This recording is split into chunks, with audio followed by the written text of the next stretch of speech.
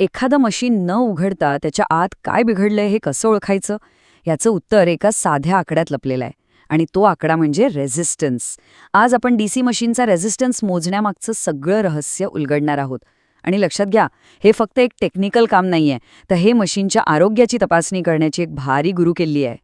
हे ऐकायला थोडं विचित्र वाटेल, पण हे अगदी खरं आहे. एका छोट्याशा रेझिस्टन्सच्या आकड्यात मशीनच्या आतल्या परिस्थितीची पूर्ण कहाणी लपलेली असते. हे अगदी एखाद्या डिटेक्टिव्हसारखं आहे, जो एका छोट्याशा क्लूवरून मोठ्यांचं मोठं रहस्य सोडवतो. चला तर मग या तपासाला सुरुवात करूया. आपल्या या तपासातला पहिला टप्पा आहे मशीनचे आरोग्य संकेत, म्हणजे व्हायटल सायन्स समजून घेणं.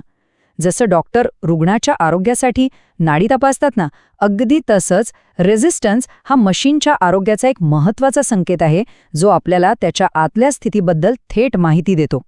तर हा रेझिस्टन्स आपल्याला नक्कीच सांगतो तरी काय? याच्या मदतीने आपण कॉपर लॉस म्हणजे विजेचा उष्णतेमुळे होणारा अपव्यय आणि व्होल्टेज ड्रॉपसारख्या समस्या ओळखू शकतो.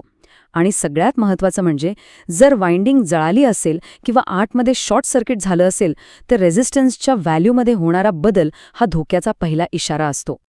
प्रत्येक तपासात काही मुख्य संशयित असतात, बरोबर? आपल्या या केसमध्ये ते आहेत मशीनच्या वाइंडिंग्स. याच घटकांचा रेझिस्टन्स मोजून आपण रहस्याच्या मुळाशी पोहोचणार आहोत.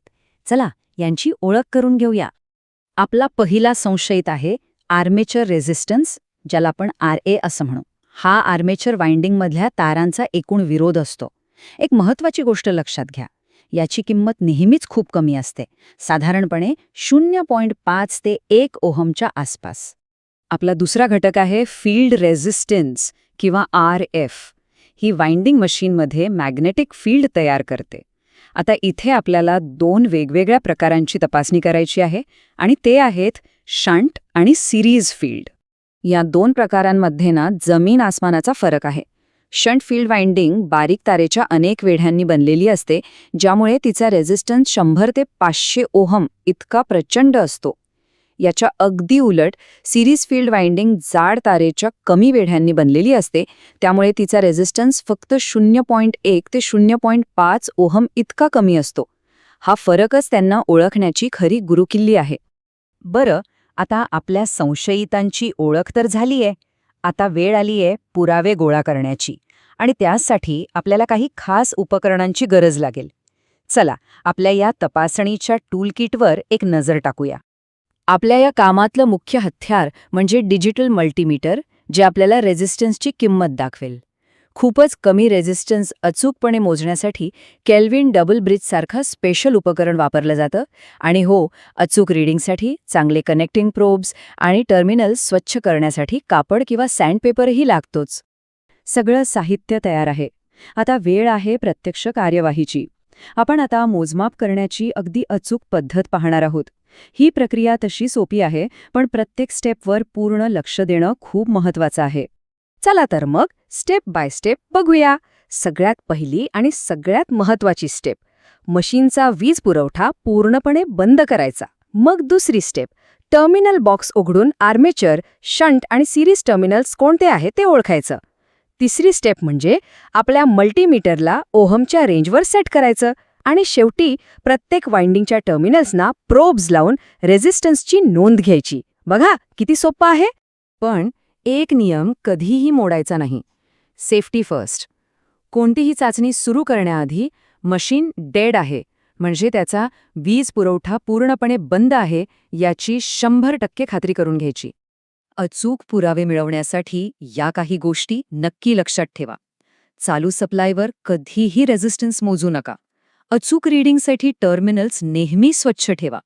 मीटर वापरण्यापूर्वी 0वर सेट करा, योग्य रेंज निवडा आणि प्रोब्सचं करेक्शन एकदम पक्कं असल्याची खात्री करा. या छोट्या वाटणाऱ्या गोष्टींमुळे निकालांमध्ये खूप मोठा फरक पडू शकतो. आपले सर्व पुरावे म्हणजे आकडे आता आपल्या समोर आहेत. पण हे आकडे आपल्याला काय सांगतायत? आता वेळ आली आहे ह्या माहितीचं विश्लेषण करून आपल्या तपासाचा निष्कर्ष काढण्याची. ह्याच आकड्यांमधनं खरं रहस्य उलगडणार आहे. आता बघा या तक्त्याकडे. हा आहे आपल्या तपासाचा खरा पुरावा.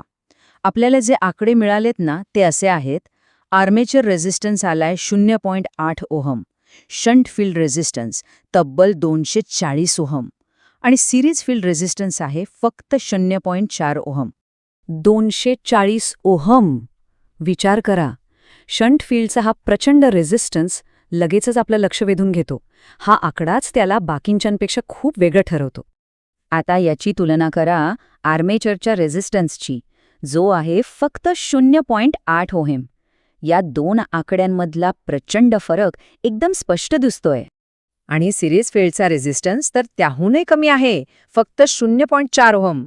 म्हणजे आर्मेचर आणि सिरीज फील्ड दोघंही खूप कमी रेझिस्टन्स दाखवत आहेत. हा फरकच आपल्याला योग्य निष्कर्षापर्यंत पोहोचवतो. तर निष्कर्ष एकदम स्पष्ट आहे.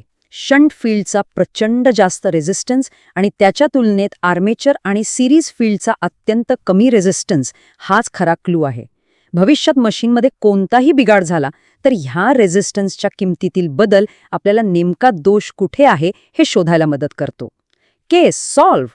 आज आपण बघितलं की रेझिस्टन्ससारखी एक साधी गोष्ट मशीनच्या आरोग्याचं किती मोठं रहस्य उलगडू शकते. हे आपल्याला विचार करायला लावतं की आपल्या आजूबाजूला अशा आणखी कोणत्या अदृश्य शक्ती आहेत ज्या आपल्या जगाला दररोज आकार देत आहेत. यावर नक्की विचार करा.